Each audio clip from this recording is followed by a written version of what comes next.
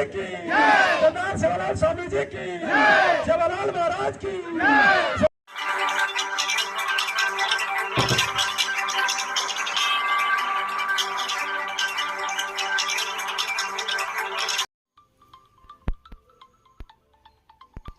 ಪ್ರಿಯ ವೀಕ್ಷಕರೇ, ಇದು ಕಲ್ಯಾಣ ಕರ್ನಾಟಕ ಕನ್ನಡ ಸುದ್ದಿವಾಹಿನಿ. ನಾನು ನಿಮ್ಮ ಐನ್ಗೌಡ. ಎಲ್ಲರಿಗೂ ಕೂಡ ನಮಸ್ಕಾರ. ನಿನ್ನೆ ತಾನೇ ವಿಜಯನಗರ ಜಿಲ್ಲೆ ಹೂವಿನಹಡಗಲಿ ತಾಲೂಕಿನ ಅಡವಿ ಮಲ್ಲನಿಕೇರಿ ತಾಂಡದಲ್ಲಿ ಒಂದು ಬಹಳಷ್ಟು ಧಾರ್ಮಿಕ ಪರಂಪರೆಯನ್ನು ಸಾರುವಂತಹ ಅದ್ಭುತವಾದಂತಹ ಕಾರ್ಯಕ್ರಮ ನೆರವೇರಿದೆ.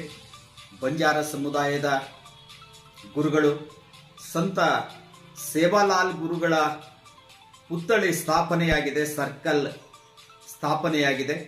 ಈ ಒಂದು ಪುತ್ಥಳಿ ಸ್ಥಾಪನೆ ಅಡವಿ ಮಲ್ಲನಿಕೇರಿ ತಾಂಡಾದಲ್ಲಿ ನಡೆದಂತಹ ಒಂದು ಪುತ್ಥಳಿ ಸ್ಥಾಪನೆಯ ಕಾರ್ಯಕ್ರಮದ ಸಂಪೂರ್ಣವಾದ ನೇತೃತ್ವವನ್ನು ಮಾಜಿ ಶಾಸಕರಾದಂತಹ ಚಂದ್ರನಾಯ್ಕರವರು ವಹಿಸಿಕೊಂಡಿದ್ದಾರೆ. ಯುವಕ ತಂಡಗಳು ಅವರಿಗೆ ಚಂದ್ರನಾಯ್ಕರವರ ಮಾರ್ಗದರ್ಶನದಲ್ಲಿ ಇಂತಹ ಒಂದು ಮಹತ್ವದ ಕಾರ್ಯವನ್ನು ನೆರವೇರಿಸಿವೆ ಅಂತ ಹೇಳ್ಬೋದು. ಈ ಒಂದು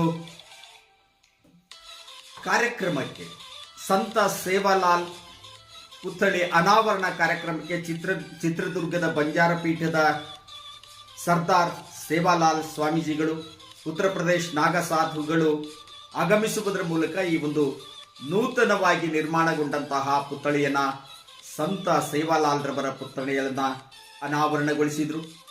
ಮಾಜಿ ಶಾಸಕರಾದಂತಹ ಚಂದ್ರನಾಯ್ಕರವರ ನೇತೃತ್ವದಲ್ಲಿ ನಡೆದಂತಹ ಒಂದು ಕಾರ್ಯಕ್ರಮ ಅಂತ ನಾನು ಆಗಲೇ ಹೇಳಿದೆ. ಯುವ ಮುಖಂಡರು ಆದಂತಹ ಗ್ರಾಮ ಪಂಚಾಯತ್ ಸದಸ್ಯರಾದಂತಹ ಸೈತುರಾಮ್ ನಾಯ್ಕ್, ಟೋಕ್ಯಾ ನಾಯ್ಕ್, ಜ್ಯೋತಿ ನಾಯ್ಕ್, STMC ಅಧ್ಯಕ್ಷರಾದಂತಹ ಉಮೇಶ್ ನಾಯ್ಕ್, ಮಂಜು ನಾಯ್ಕ್, ಕುಬೇರಪ್ಪ ಸೋಗಿ, ತಿಪ್ಪಣ್ಣ ಬಿ, ಪೂಜಾರ್, ಪುಣ್ಯ ನಾಯ್ಕ್, ಸುಭಾಸ್, ಯಮನಾ ನಾಯ್ಕ್, ಕಮಲಾ ನಾಯ್ಕ್, ರಾಮಾ ನಾಯ್ಕ್, ಭಾನ್ಯಾ ನಾಯ್ಕ್, ಜಯ ನಾಯ್ಕ್, ಹನುಮಂತ್ ನಾಯ್ಕ್, ಗಣಿ ನಾಯ್ಕ್, ರಮೇಶ್ ನಾಯ್ಕ್, ಗೌಡ್ರು ಹುಣ್ಯ ನಾಯ್ಕ್, ಅರವಿಂದ್ ನಾಯ್ಕ್, ನೀರ್ಗಂಟಿ ಮಲ್ಲೇಶ್ ನಾಯ್ಕ್, ಮನೋಹರ್, ಪ್ರವೀಣ್, ಯುವಕರಾದಂತಹ ಪ್ರವೀಣ್, ಮನೋಹರ್, ಮಲ್ಲೇಶ್, ಆನಂದ್ ನಾಯ್ಕ್, ಎಂಕ್ಯಾ ನಾಯ್ಕ್, ಮಂಜು ನಾಯ್ಕ್, ಮಂಜುನಾಥ್ ನಾಯ್ಕ್, ಶೇಖರ್ ನಾಯ್ಕ್, ಪವನ್ ಕುಮಾರ್, ನವೀನ್ ಕುಮಾರ್ ಸೇರಿದಂತೆ ಶಾಲೆಯ ಎಲ್ಲ ವಿದ್ಯಾರ್ಥಿಗಳು, ಮುಖ್ಯ ಗುರುಗಳು, ಸಹ ಶಿಕ್ಷಕರು ಕೂಡ ಈ ಒಂದು ಕಾರ್ಯಕ್ರಮದಲ್ಲಿ ಪಾಲ್ಗೊಂಡು ತಾಂಡಾದಲ್ಲಿ ಒಂದು ರೀತಿ ಹಬ್ಬದ ರೀತಿಯಲ್ಲಿ ಆಚರಣೆಯನ್ನು ಮಾಡಿದರು. ಮೂರ್ತಿ ಏನು ಪುತ್ಥಳಿ ಅನಾವರಣಕ್ಕೆ ಆಗಮಿಸಿದಂತಹ ಶ್ರೀಗಳನ್ನ ಕಳಸ ಹೊತ್ತಂತಹ ಮಹಿಳೆಯರು ಕರೆದೊಯ್ದ್ರು, ಪುತ್ಥಳಿ ಸರ್ಕಲ್ಲಿನವರೆಗೂ ಕೂಡ ಕರೆದೊಯ್ದ್ರು. ಇಂತಹ ಒಂದು ಅದ್ಭುತವಾದಂತಹ ಕಾರ್ಯ ನಿನ್ನೆ ವಿಜಯನಗರ ಜಿಲ್ಲೆ ಹೂವಿನಹಡಗಲಿ ತಾಲೂಕಿನ ಅಡವಿ ಮಲ್ಲನಿಕೇರಿ ತಾಂಡದಲ್ಲಿ ನೆರವೇರಿತು ಅಂತ ಹೇಳೋದಕ್ಕೆ ತುಂಬಾ ಹೆಮ್ಮೆ ಅನಿಸ್ತಾ ಇದೆ. ಸಮಾಜಕ್ಕೆ ಬಹುದೊಡ್ಡ ಧಾರ್ಮಿಕ ಕೊಡುಗೆಯನ್ನ, ಸಾಂಸ್ಕೃತಿಕ ಕೊಡುಗೆಯನ್ನ, ಜಾಗೃತಿಯ ಕೊಡುಗೆಯನ್ನ ನೀಡಿದಂತಹವರು ಸಂತ ಸೇವಾಲಾಲ್. ಸುರೇಗೊಂಡನಕೊಪ್ಪ, ಶಿವಮೊಗ್ಗ ಜಿಲ್ಲೆ ಸುರೇಗೊಂಡನಕೊಪ್ಪದಲ್ಲಿ ನೆಲೆ ನಿಂತಹ ಸಂತ ಸೇವಾಲಾಲ್ ರವರ ಒಂದು ಪುತ್ಥಳಿ ವಿಜಯನಗರ ಜಿಲ್ಲೆ ಹೂವಿನಹಡಗಲಿ ತಾಲೂಕಿನ ಅಡವಿ ಮಲ್ಲನಿಕೇರಿ ತಾಂಡಾದಲ್ಲಿ ಅನಾವರಣಗೊಂಡಿದೆ ಅಂದ್ರೆ ನಿಜಕ್ಕೂ ಕೂಡ ಒಂದು ಜಾಗೃತಿಯನ್ನು ಮೂಡಿಸುವಂತಹ ಕೆಲಸ ಅಂತಾನೆ ಹೇಳ್ಬೋದು. ಬಹುತೇಕ ವಿಜಯನಗರ, ಅಖಂಡ ಬಳ್ಳಾರಿ ಜಿಲ್ಲೆಯಲ್ಲಿ ಸಂತ ಸೇವಾಲಾಲ್ ರವರ ಸರ್ಕಲ್ಗಳು ನಿರ್ಮಾಣ ಆಗಿವೆ, ಆದರೆ ಪುತ್ಥಳಿಗಳು ಅನಾವರಣಗೊಂಡಿಲ್ಲ ಎನ್ನುವಂತಹದ್ದು ನನ್ನ ಭಾವನೆ. ಇಂತಹ ಒಂದು ಮಹತ್ ಕಾರ್ಯಕ್ಕೆ ಅಡವಿ ಮಲ್ಲನಿಕೇರಿ ತಾಂಡಾದ ಬಂಜಾರ ಸಮುದಾಯದ ಯುವಕರು, ಯುವ ನಾಯಕರು, ಮಾಜಿ ಶಾಸಕರಾದಂತಹ ಚಂದ್ರನಾಯ್ಕರವರ ನೇತೃತ್ವದಲ್ಲಿ ಕೈಗೊಂಡಿರುವಂತಹ ಒಂದು ಕಾರ್ಯ ನಿಜಕ್ಕೂ ಕೂಡ ಮಹತ್ವಪೂರ್ಣವಾದದ್ದು ಅಂತಾನೆ ಹೇಳೋಣ. ಏನು ಬಂಜಾರ ಸಮುದಾಯ ಅಂತ ನಾವು ಹೇಳ್ತೀವಿ, ಬಂಜಾರ ಸಮುದಾಯ, ಲಂಬಾಣಿ ಸಮುದಾಯ, ಈ ಸಮುದಾಯ ಕೇವಲ 20-25 ವರ್ಷಗಳಲ್ಲಿ ಧಾರ್ಮಿಕವಾಗಿ, ಸಾಮಾಜಿಕವಾಗಿ, ರಾಜಕೀಯವಾಗಿ, ಆರ್ಥಿಕವಾಗಿ ಅತಿ ವೇಗದಲ್ಲಿ ಅಭಿವೃದ್ಧಿ ಹೊಂದಿದಂತಹ ಒಂದು ಸಮಾಜ ಯಾವುದಾದ್ರೂ ಇದೆ ಅಂತ ಹೇಳಿದ್ರೆ ಅದು ಬಂಜಾರ ಸಮಾಜ ಅಂತ ನಾವು ಹೇಳ್ಬೋದು. ಲಂಬಾಣಿ ಸಮಾಜ ಅಂತ ಯೋಚನೆ ಮಾಡದೇನೆ ಹೇಳ್ಬೋದು. ಅಂತಹ ಒಂದು ವೇಗದಲ್ಲಿ ಅಭಿವೃದ್ಧಿ ಹೊಂದಿದಂತಹ ಸಮಾಜ, ವಿಶೇಷವಾಗಿ ಹೂವಿನಹಡಗಲಿ ಕ್ಷೇತ್ರದಲ್ಲಿ ಅತ್ಯಂತ ವೇಗದಲ್ಲಿ ಅಭಿವೃದ್ಧಿ ಹೊಂದಿದಂತಹ ಸಮಾಜ. 2008ರಲ್ಲಿ ಮೀಸಲು ಕ್ಷೇತ್ರವಾಯಿತು ವಿಜಯನಗರ ಜಿಲ್ಲೆ ಹೂವಿನಹಡಗಲಿ ವಿಧಾನಸಭಾ ಕ್ಷೇತ್ರ. ಆರಂಭದಲ್ಲಿ ಬಂಜಾರ ಸಮುದಾಯದ ಚಂದ್ರ ನಾಯ್ಕರವರು ಶಾಸಕರಾಗಿ ಇಲ್ಲಿ ಆಯ್ಕೆಗೊಂಡರು 2008ರಲ್ಲಿ. 2013ರಲ್ಲಿ ಪರಮೇಶ್ವರ್ ನಾಯ್ಕರವರು ಆಯ್ಕೆಗೊಂಡರು. 2018ರಲ್ಲಿ ಮತ್ತೆ ಶಾಸಕರಾಗಿ ಪರಮೇಶ್ವರ್ ನಾಯ್ಕರವರು ಆಯ್ಕೆಗೊಂಡು 2 ಬಾರಿ ಸಿದ್ದರಾಮಯ್ಯನವರ ಸಚಿವ ಸಂಪುಟದಲ್ಲಿ ಸಚಿವರಾಗಿ ಕಾರ್ಯವನ್ನು ನಿರ್ವಹಿಸಿದ್ರು. 2023ರಲ್ಲಿ ನಡೆದಂತಹ ಚುನಾವಣೆಯಲ್ಲಿ ಯುವ ನಾಯಕರಾದಂತಹ ಕೃಷ್ಣ ನಾಯ್ಕರವರು ಆಯ್ಕೆಗೊಳ್ಳುವುದರ ಮೂಲಕ ಬಂಜಾರ ಸಮುದಾಯ ರಾಜಕೀಯವಾಗಿ ಬಲಿಷ್ಠವಾಗಿದೆ, ಆರ್ಥಿಕವಾಗಿ, ಶೈಕ್ಷಣಿಕವಾಗಿ, ಸಾಮಾಜಿಕವಾಗಿ ಬಲಿಷ್ಠವಾಗಿದೆ ಅಂತ ಹೇಳುವುದಕ್ಕೆ ಹೆಮ್ಮೆ ಅನಿಸ್ತಾ ಇದೆ. ಕೇವಲ ಇದು ವಿಜಯನಗರ ಜಿಲ್ಲೆ ಹೂವಿನಹಡಗಲಿ ಮೀಸಲು ಮತಕ್ಷೇತ್ರಕ್ಕೆ ಸಂಬಂಧಿಸಿದಂತಲ್ಲ, ಎಲ್ಲ ಭಾಗಗಳಲ್ಲಿಯೂ ಕೂಡ ಎಲ್ಲ ರಂಗಗಳಲ್ಲಿಯೂ ಕೂಡ ತನ್ನ ಒಂದು ಸೇವೆಯನ್ನ, ಕರ್ತವ್ಯವನ್ನ ಸಲ್ಲಿಸುತ್ತಿರುವಂತಹ ಒಂದು ಸಮಾಜ ಅಂತ ಹೇಳಿದ್ರೆ ಅದು ಬಂಜಾರ ಸಮಾಜ. ಬಹಳಷ್ಟು ಅಕ್ಷರ ಜ್ಞಾನದಿಂದ, ಸಂಸ್ಕೃತಿ ಜ್ಞಾನದಿಂದ ಒಂದು ರೀತಿ ಹಿಂದುಳಿದಂತಹ ಸಮಾಜ. ಇವರೆಲ್ಲ ಅಡವಿ ವಾಸಿಗಳು, ಅಕ್ಷರ ಜ್ಞಾನ ಇಲ್ಲದಂಥವರು, ಶಾಲೆಯ ಕಟ್ಟೆಯನ್ನು ಹತ್ತದಂತಹವರು, ಶಾಲೆಯ ಪ್ರವೇಶವನ್ನ ಮಾಡದಂತಹ ಒಂದು ಸಂದರ್ಭದಲ್ಲಿ ಅಡವಿಯಲ್ಲಿ ಉಪಜೀವನವನ್ನ ಕಟ್ಟಿಗೆ ಮಾರಿ ಜೀವನವನ್ನು ಮಾಡ್ತಿದ್ದಂಥವರು. ಅದೇ ಕಾಡನ್ನ ಕಡಿದು ಭೂಮಿಯನ್ನ ಮಾಡಿ ರೈತಾಪಿಯನ್ನ ಮಾಡುವುದರ ಮೂಲಕ ಹಂತ ಹಂತವಾಗಿ ಬಹಳಷ್ಟು ಮೇಲೆ ಬಂದಂತಹ ಒಂದು ಸಮಾಜ. ಅದು ಕೆಳವರ್ಗದಲ್ಲಿ ಯಾವುದಾದ್ರೂ ಇದೆ ಅಂತ ಹೇಳಿದ್ರೆ ಅದು ನಿಜಕ್ಕೂ ಕೂಡ ಬಂಜಾರ ಸಮಾಜ ಅಂತ ಹೇಳೋದ್ರಲ್ಲಿ 2 ಮಾತಿಲ್ಲ. ಕೇವಲ 20-25 ವರ್ಷಗಳಲ್ಲಿ ಆರ್ಥಿಕವಾಗಿ, ಸಾಮಾಜಿಕವಾಗಿ, ರಾಜಕೀಯವಾಗಿ ಎಲ್ಲ ರಂಗದಲ್ಲಿಯೂ ಕೂಡ ಬಹಳಷ್ಟು ಅಭಿವೃದ್ಧಿಯನ್ನು ಹೊಂದಿದಂತಹ ಒಂದು ಸಮಾಜ ಅಂತ ನಾನು ಆಗಲೇ ಹೇಳಿದೆ.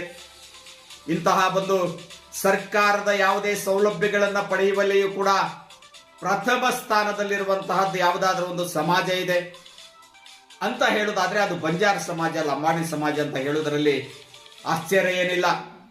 ಸರ್ಕಾರದಿಂದ ಯಾವುದೇ ಸೌಲಭ್ಯಗಳು ಸಿಗಲಿ, ಸಾಮಾಜಿಕವಾಗಿ ಸಿಗಲಿ, ಆರ್ಥಿಕವಾಗಿ ಸಿಗಲಿ, ಶೈಕ್ಷಣಿಕವಾಗಿ ಸಿಗಲಿ, ರೈತಾಪಿ ವರ್ಗಕ್ಕೆ ಸಿಗುವಂತಹ ಸೌಲಭ್ಯಗಳನ್ನು ಕೂಡ ಸಮರ್ಪಕವಾಗಿ ಬಳಕೆ ಮಾಡಿಕೊಳ್ಳುವಂತಹ ಒಂದು ಸಮಾಜ, ಸಮುದಾಯ ಅದು ಮೀಸಲಾತಿ ವರ್ಗದಲ್ಲಿ, SC ವರ್ಗದಲ್ಲಿ ಇದೆ ಅಂತ ಹೇಳೋದಾದ್ರೆ ಅದು ಬಂಜಾರ ಸಮುದಾಯ ಅಂತ ಹೇಳೋದಕ್ಕೆ ಬಹಳಷ್ಟು ಹೆಮ್ಮೆ ಅನಿಸ್ತಾ ಇದೆ. ಅಂತಹ ಒಂದು ಸಮಾಜ ಇವತ್ತು ಕೆಲವು ನ್ಯೂನತೆಗಳನ್ನ ಹೊರತುಪಡಿಸಿದ್ರೆ ಅತಿ ವೇಗದಲ್ಲಿ ಬೆಳೆದಂತಹ ಒಂದು ಸಮಾಜ.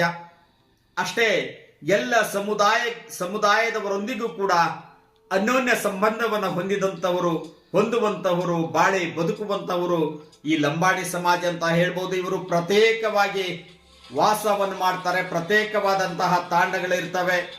ಒಂದೇ ಒಂದು ಸಮುದಾಯದವರು ಒಟ್ಟಿಗೆ ಸೇರಿ ಜೀವಿಸುವಂತಹ ಒಂದು ಸಮುದಾಯ. ಆದರೂ ಕೂಡ ಎಲ್ಲ ಸಮುದಾಯ ಮೇಲ್ವರ್ಗದವರೊಂದಿಗೆ, ಕೆಳವರ್ಗದವರೊಂದಿಗೆ, ಹಿಂದುಳಿದವರೊಂದಿಗೆ ಅನ್ಯೋನ್ಯವಾಗಿ ಬಾಳುವಂತಹ ಒಂದು ಸಮಾಜ. ಇವರನ್ನ ಎಲ್ಲ ಸಮುದಾಯಗಳು ಅಪ್ಪಿಕೊಳ್ಳುವುದರ ಮೂಲಕ ರಾಜಕೀಯವಾಗಿ, ಆರ್ಥಿಕವಾಗಿ, ಸಾಮಾಜಿಕವಾಗಿ, ಶೈಕ್ಷಣಿಕವಾಗಿ ಇವರ ಬೆಳವಣಿಗೆಗೆ ಪೂರಕವಾಗಿ ಸಹಕರಿಸಿವೆ ಅಂತ ಹೇಳಿದ್ರೆ ತಪ್ಪಾಗಲಾರದು. ಅಲ್ಲೋ ಇಲ್ಲೋ ಎಲ್ಲೋ ಒಂದು ಕಡೆ ಬೇರೆ ಬೇರೆ ಪ್ರಕರಣಗಳು ಕೂಡ ನಡೀತಾ ಇರ್ತವೆ. ಸಮಾಜ, ಆ ಬದುಕು, ಬಾಂಧವ್ಯ ಅಂದಾಗ ಎಲ್ಲವೂ ಕೂಡ ಸಮನಾಗಿರಬೇಕು, ಸರಿಯಾಗಿರಬೇಕು ಅಂತ ಏನಿಲ್ಲ. ಕೆಲವೊಂದು ಕಡೆ ನ್ಯೂನತೆಗಳು ಕೂಡ ಕಂಡು ಬರ್ತವೆ. ಅವುಗಳನ್ನ ಸರಿಪಡಿಸುವಂತಹ ಕೆಲಸವನ್ನು ಕೂಡ ಸಮಾಜದ ಮುಖಂಡರು ಮಾಡ್ತಾ ಇದ್ದಾರೆ.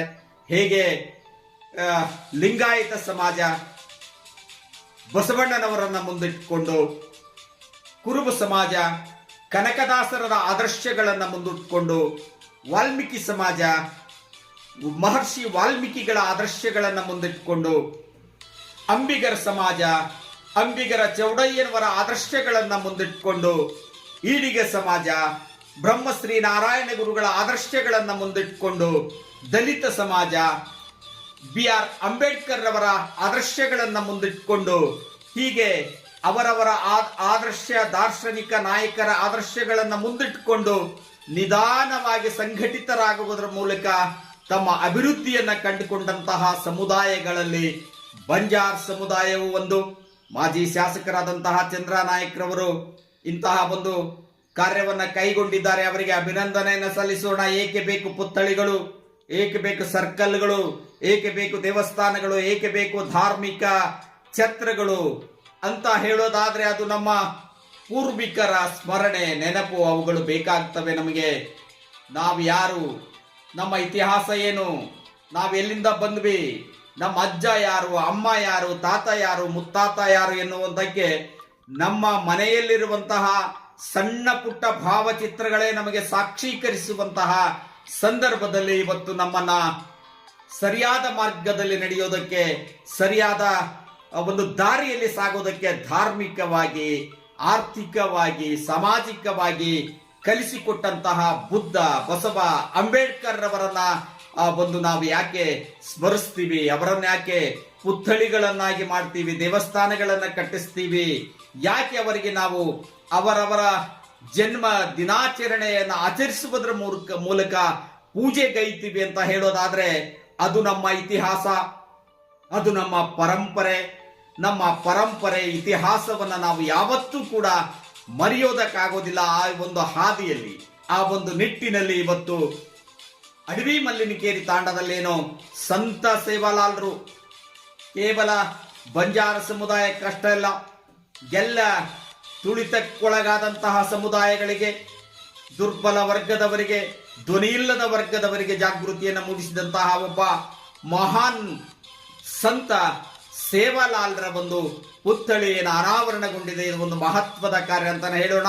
ಮಾಜಿ ಶಾಸಕರಾದಂತಹ ಚಂದ್ರ ನಾಯ್ಕ ಸೇರಿದಂತೆ ಅಡವಿ ಮಲ್ಲಿನಿಕೇರಿ ತಾಂಡದ ಎಲ್ಲ ಬಂಜಾರ್ ಸಮುದಾಯ ಹಾಗೂ ಎಲ್ಲ ಸಮುದಾಯದವರಿಗೂ ಕೂಡ ಅಭಿನಂದನೆಯನ್ನು ಸಲ್ಲಿಸೋಣ. ಕೇವಲ ಹೂವಿನಡಗಲಿ ತಾಲೂಕಿನ ಅಡವಿ ಮಲ್ಲನಿಕೇರಿ ತಾಂಡ ಕೇವಲ 200ರಿಂದ 250 ಮನೆಗಳನ್ನು ಹೊಂದಿರುವಂತಹ ತಾಂಡ. ಈ ಹೂವಿನಡಗಲಿಯಲ್ಲಿ ಇನ್ನು ಹೆಚ್ಚಿನ